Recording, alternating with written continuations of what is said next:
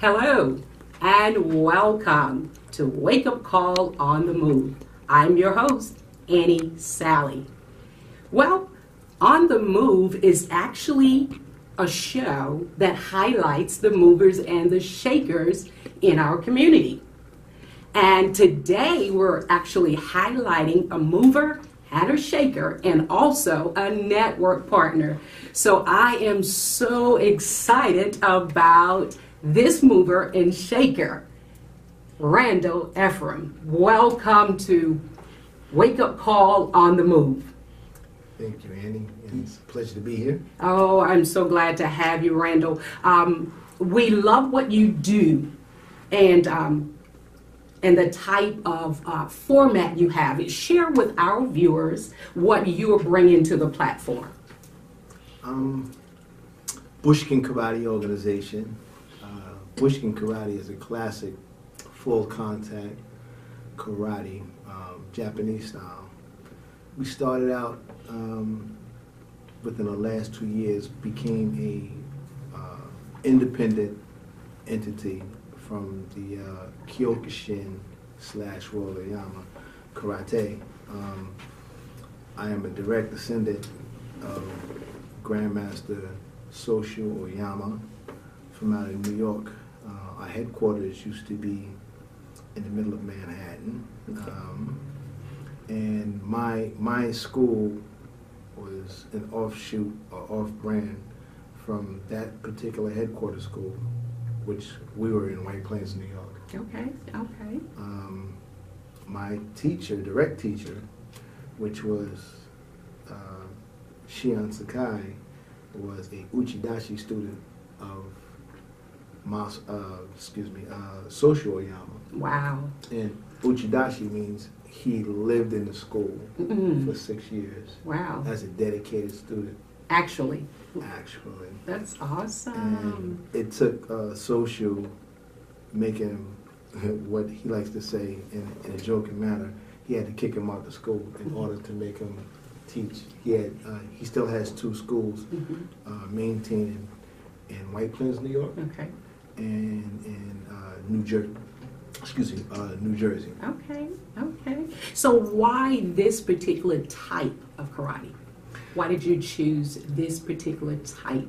You know, as we ride through the community, we see all different types of karate schools. Why did you choose this one in particular? Well, growing up in the 70s in New York is a totally different dynamic. It was more practical for what our environment was at the time. Okay. There were lots of gangs, it was a rough neighborhood up in New York at the time. And it provided a sense of security, so to speak. And it was more practical, meaning that they had various other type of karate organizations and karate styles. And let me name a few just off the top. Please. We have, in the traditional Japanese style, there was Shotokan and Goju. Our organization was, at the time, Kyokushin. And it was branded as one of the stronger out of the 3. Wow. Because what we did, everything was full contact. We didn't pull any punches. We didn't pull any strikes. Whereas everyone would train and they would pull their punches and their strikes, and they would teach their style in a hypothetical way of teaching. Okay. We were practical, and we went through it. Contact. And it demanded a lot of physical training. And a lot of discipline. Okay. And that's what I was looking for when I was growing up at the time. Right. Because in a world of a lot of people on top of one another, there was a lot of frustration. So, and the gangs coming after you, I imagine. Yeah, and so there was a lot of competitiveness. Okay. All right. And in a respectful way, you would fight. Whether in the dojo, which in a lot of time, which we were taught not to, but we did anyway. Okay. We fought in the streets. Okay. But it was a respectful way of doing it. Okay. You know, it was for contact, and that met the demands of what I was looking for at the time. Okay. So, as a young boy, your mom signed you up for this particular class? Actually, no. Yeah, how did you get involved as a young kid? Okay, that's another story in itself. Peer pressure. Okay, all right. All the kids were doing it. Okay. My mother couldn't have really even afford the classes. Okay. And that's another story within itself. So the kids were out teaching themselves, you're saying? No. Okay. Let me share that with you. Okay. The kids who had enough money to train under social in the schools that were in the storefront, okay, they trained. Okay. Okay. And when social first came in, he took the strongest karate practitioners at the time, and he started training them. Right. My original teacher, Shian Clyde Coy, shout out to him, and they call him Stickman. He learned under social within his dojo, and he's seen the need for the young, underprivileged, and poor kids, and he started teaching at the George Washington Carver Center in White Plains. Nice. He started there, but then he left. He went to the Greenbird Center, which is outside of my neighborhood. Okay. So I no longer trained with them. And then another one of his students, Shian Willie Mack, shout out to him as well, he started teaching what they called at the time us projects kids. Okay, all right. And I just took to it. It gave me that discipline. My mom and pop divorced when I was a young child. I was about 2 or 3 at the time. So, you know, it kind of left the void in my life. Yes. And it left my uncles and cousins as male figures to, give me the influence. Right. And Shian Clyde Coy and Shian Willie Mack, they filled that void. That's nice. And whatever they said at the time was law. Okay, all right. And, I trained with them from 9 years old. I only trained a very brief time because I trained before with Shian Clyde Coy, and then I left, and then I went back to Shian Willie Mack from 11 years old to 13 years old. Okay. And it stuck with it. That was the beginning. I love what you said, how they took you under their tutelage to close that void. Because so oftentimes we don't have, especially in our community, someone to stand in that void and kind of be that male figure. Indeed. And so then you're left and exposed to drugs and alcohol and gangs and that type of thing, because people are looking for social acceptance and they're looking for male role models, and if they don't have a positive one, then they will choose a negative one. So I love the fact that they took you under and they became those role models for you, and you stated what they said was law, because, and then it was discipline in it too, and that is so paramount for children, especially young boys. They need that discipline. If they don't get it here, they'll get it in prison, so this is so awesome. And I know that you have that same passion, and you're doing this also with your classes. Talk about your classes here. Well, just like my instructors taught me, and it's so funny because karate has changed a lot since the 70s up until right now. Okay. My nephew came and he visited me last year, and he's like, you still teaching this way? Because his father also is an instructor, which was he was a student of Shian Clyde Coy and Shian Willie Mack as well. Okay. And he's like, there's no way you're going to be able to keep students this way. And I'm proving them wrong. I'm proving you wrong. Okay? Because once again, this is a traditional style. So don't expect for us to baby you, so to speak, and provide a daycare service where you can romp around and do what you want to do, throw a couple of punches in that today. We demand a lot of self-discipline And how we do that, we teach through meditation. Like it. The forms in which been handed down through years give you the ability of self-control. That's good. Also, we show and teach proper diet. Oh, nice. We encourage the parents to really participate in their training by monitoring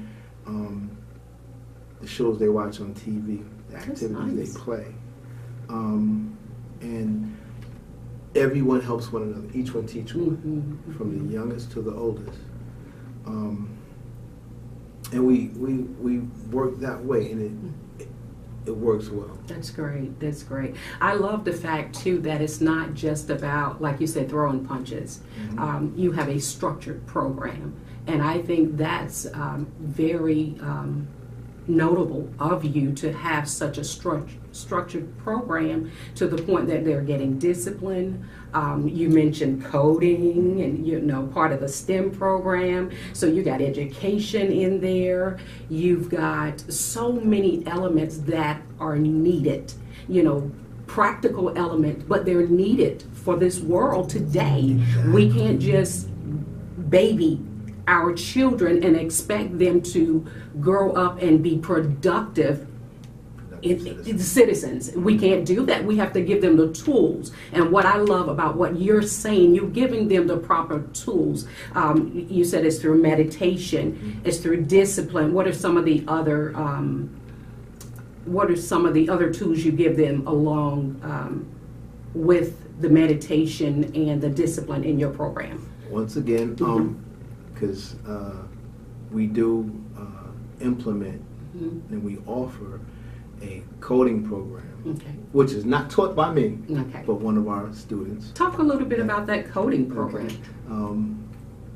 From what which I have the capabilities of telling for what I know, because once again, one of our top students, Gene Pelzer, shout out to Gene, he heads that, and he teaches them how to code using various programs that he has, and with that, it demands concentration, and in order for them to create programs with their coding, they have to be mentally and physically settled enough in using their concentration in order for them to create the programs in which they learn how to do. That's awesome.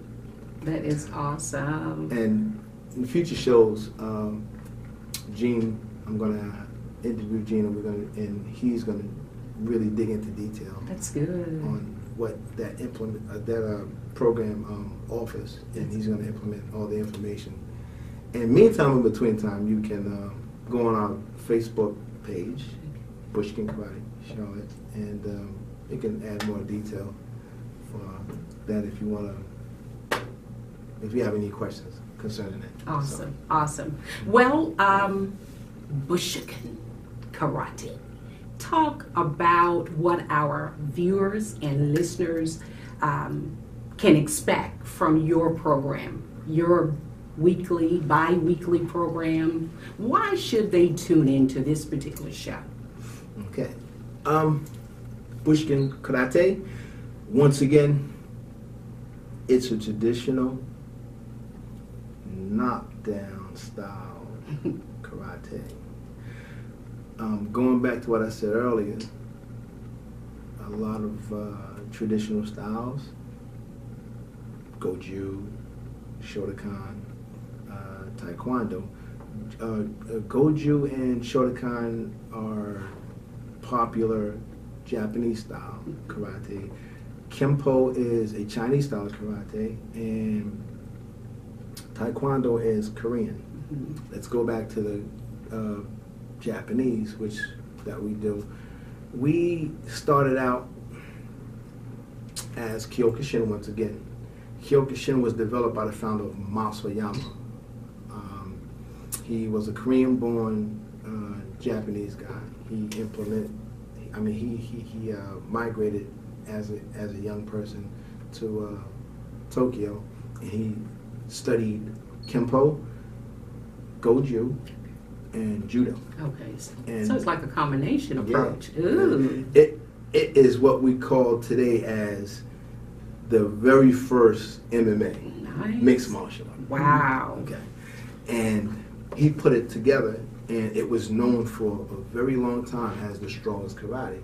Because what he did, just like if you're familiar with the Gracies when they first implemented their Brazilian style jiu-jitsu, they welcomed all comers to challenge what they had to offer, and they all did. Okay. And people who fell to the side and were defeated, they joined the program, and that's exactly what they did with Mas Oyama's style of karate. Wow. In 1965, Mas Oyama sent our teacher, Social Oyama, to the United States, New York in particular, to spread out and build up the organization of the Kyokushin family. And he did it successfully. And I was lucky enough, he literally came to my town, which is White Plains, Look at that. first. And he taught a lot of what you have today, karate instructors who sat up and did their own style. They just offshoot and started their own style, but a lot of them started out with Shigeru Oyama. Okay. And in 1985, he started his own organization with his brother, which was Psycho Shion, Yoshiko Oyama, because 7 years after Mas Oyama sent Shigeru Soshu to the United States, he sent his brother, but he sent him down closer to this region of the United States, but he went to Birmingham, Alabama, in which he is right there today. From 1985 until 2005, they broke off and started their own organization, which is World Oyama Karate. Okay. World Oyama Karate, you see this that's the symbol. Okay. This is the symbol of World Oyama Karate. And we trained under that banner for approximately 25 years. Unfortunately, Social passed in 2016. He was 80 years old, and he was very sick at the time he passed. And all of his Shions that he left behind, that and I'm gonna go down the line, which would start being Shion Clyde Coy Stickman, my original teacher. Okay. Shion Mike Skinner, Shion Takao, Shion Lou Gabriel, and if I'm leaving some other people out right now, please forgive me. And you've met all of them? No, we are all connected. Connected somehow, okay. We left under respectful differences. Okay. The World Oyama Karate, and we started Bushiken Karate. Okay. Okay. So if you look into my lineage, and if you go on our page, you might see some World Oyama Karate. That's the reason being. Okay. All right. So you're just an offshoot. Offshoot that. That's good. Still teaching the exact same program. That's good. But I would like to say for copyrights and stuff like that, for legal purposes, we are Bushiken Karate. Okay, all right. Well, I have a great respect for what you do. One of my favorite shows back in the 70s was Kung Fu. Yes. Yes, David Carradine. Love. Much respect to David Carradine. Yes. I actually took Taekwondo. Taekwondo. Say it again. Taekwondo. Yes. And when I saw what you're doing versus what we did for several years under that particular type of karate, I'm like, wait a minute, you got more physical contact. What I was looking for when I joined that class. Because see, I wanted to be like Kung Fu. I wanted to do all these flips. Everyone did. Yes. I mean, that was the going thing. I was so enthralled by his type of karate, and the discipline. All of that part was a part of that show, and they showed that. And for years, me and my brother, that's what we did. And even to this day, if I see a rerun, I'm there. I'm all in. I'm all in. So what is the difference between that type of karate and the one that you're actually doing on a weekly basis. Okay, and I'm glad you asked that question because I want to clear that up because you said you watch Kung Fu. Yes, I did. Okay. And, well, I know Kung Fu is a little different. Yeah. No, it's okay. It's a little different. Yeah. So let's say it like this: Kung Fu was created in China. Okay. Okay, and the Japanese version of Kung Fu would be karate. Okay. Okay. Right? Karate actually means empty hand. Mm. And it's so funny about that because outside of the peer pressure when I was growing up, our first influence was no other than Bruce Lee. Oh, yes. I'm in there too. Had to yes. be like Bruce Lee. My husband is bowing in the back. Of Bruce Lee, when we were younger, we would all go to 42nd Street at the time. Okay. We used to call it the Deuce, Times Square. It's not like if you've been to New York now, it's nothing like it was 40 years ago. Okay, okay. Unfortunately, it was all porno movies and karate flicks. Yes. So you would get all the kids from the 5 boroughs, everywhere around, from the top cities. You go there and you watch the movies and you come out fighting. Yeah. You know what I'm saying? And you know, we all learned from that. But going back to what I was saying, Kung Fu is the Chinese version of martial arts. Okay. And karate is the Japanese version. Okay. All right. And also, I've learned for 8 years, another shout out to Grandmaster Sifu Tony Watts. All right? Okay. Tony Watts was also a student of Sean Clyde Coy, Okay. Sean Willie Mack. After he left to go to the Army, served the Army in 1979, he came back. He started, he went and he ventured off to learn Wing Chun. Okay. Wing Chun is the original art of what Bruce Lee taught. Like what Grandmaster Shigeru did to Kyokushin and Bushiken, Bruce Lee did to Wing Chun, and he created his style of Jeet Kune Do. Pretty much the same thing. He just modified it for what had to offer. And I say to everybody, you should know the foundation if you're going to go to any offshoot of anything. Yes, and that's what I'm hearing from you. Yes, this is very you have to know your roots, yes, everything that you do in life. Yes. Right? In order for that tree to grow strong. It's just my philosophy. Well, then now I understand why you're so passionate about it, because not only that you decided to do this as a young kid for different reasons, you have grown to learn about the history of it, and so you have such a great history that you can refer to, and a lot of mentors that help to plant this passion inside of you. And I love that. I love that. In the 70s too, we had Jim Kelly? Yeah, definitely. Yes. Jim Kelly. That was our hero. Oh, yes. Oh, yes. So now, sad. what type was he doing? He was doing Kempo. Okay, all right. He did Kempo. Okay. And the only thing that I didn't like about that movie, how come Jim Kelly was the only one out of all the heroes that had to die? Why did you have to die? Ask yourself that question. But he also starred in his own independent movies.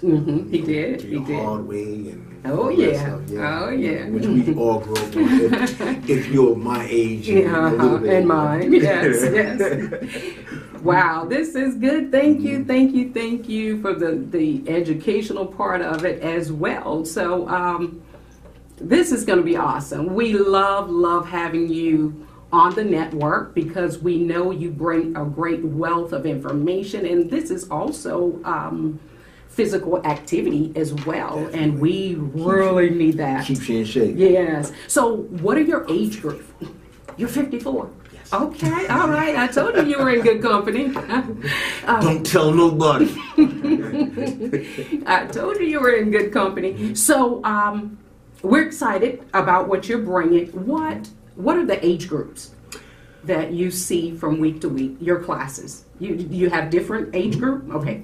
We offer a 2-year-old to 4-year-old class. Whoa! Right now, that class you're going to get into just the punching and playing. Yeah, of course. We have to through entertainment and having fun. We have to fool them into the discipline. Absolutely. Have to start it. From 5 to 8, started getting a little more serious. Okay, all right.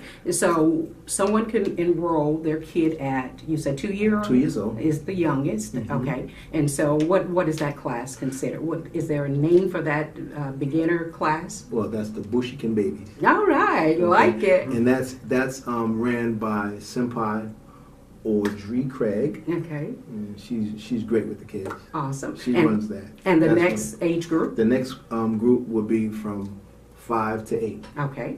And that group is called? Just regular Bushiken class. Okay, all right. Those are just the ages. Okay, all right. And then there's 8 and above. 8 and above, okay. And then once they get from 8 and above, we have the beginners class, which will consist from white belt till about I never went any further than the white belt. I was a little disappointed that I couldn't fly off buildings and flip over and stuff. Got a little disappointed. and when you train, you learn how to differentiate the Hollywood stuff from reality. A lot of people come in thinking, well, when am I going to learn how to catch bullets with my teeth? So Randall, someone my age. I would start in a beginner class because, I don't have any of those certifications or anything, to go up because of the fact that I never got past the white belt. So I'm in a beginner class. What would I expect from that class? The beginner's class is pretty much a mixed class. Okay. And you will train with the advanced students, but you go at your own pace. Oh, nice. I like that. So I'm not in the baby class. No, you're not. But I'm in the overall class, and I train at my own pace. Yes. Love that idea. Love that idea. What would that cost? $75 to join. Okay. And that will cover your gi and your protective hand pads and shin guards. Okay. You have to go out and buy your own helmet. Not necessarily needed for training. Okay. And your mouth guard. Okay. And the next month is $75 a month. Okay, so $75 a month thereafter. Yeah. And what about for the babies? For the babies, it's $50 a month. Okay. Reason being, we only hold those classes once a week on Saturday. Okay. Okay. Now the coding and the STEM program is a part of which group? It's the beginners, both? Yeah. Even the babies? Yeah. Oh, wow, definitely. That's awesome. So that's a lot for the bucks. That's a lot. How to do not underestimate these kids. My daughter was playing with this phone before she can even speak. And my 4-month-old knows how to punch the button. My grandkid, thank you. Same way. So never underestimate. Okay. They learn how to work the keyboard. Absolutely, absolutely. And this is their era, so we expect them to be wiser. I don't know how they do it, but exactly. Yes. Well, thank you for sharing this with us. We're at the close of our show, but just want to remind you all to tune in every Thursday for Bushiken Karate. Stay tuned. I have a lot to offer you. With Randall Ephriam. And we're going to be live. We'll be live on Facebook. We'll be live on YouTube. And also Access 21 live streaming. So you'll be able to catch him weekly on these platforms. And then also he'll be doing some live feeds on 7 internet radio platforms as well. So you're going to get a lot of information. And then also, if you would like to join or find out more information about his show, Randall, they can reach you at what number? 914-774-0207.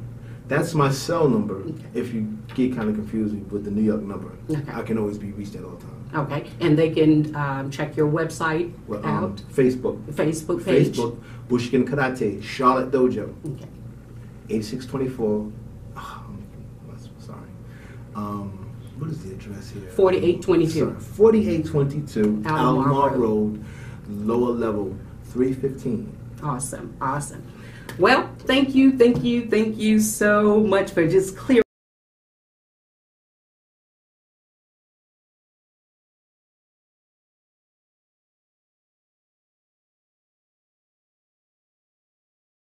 Well, thank you so much for just clearing up the myth that I've had over the years.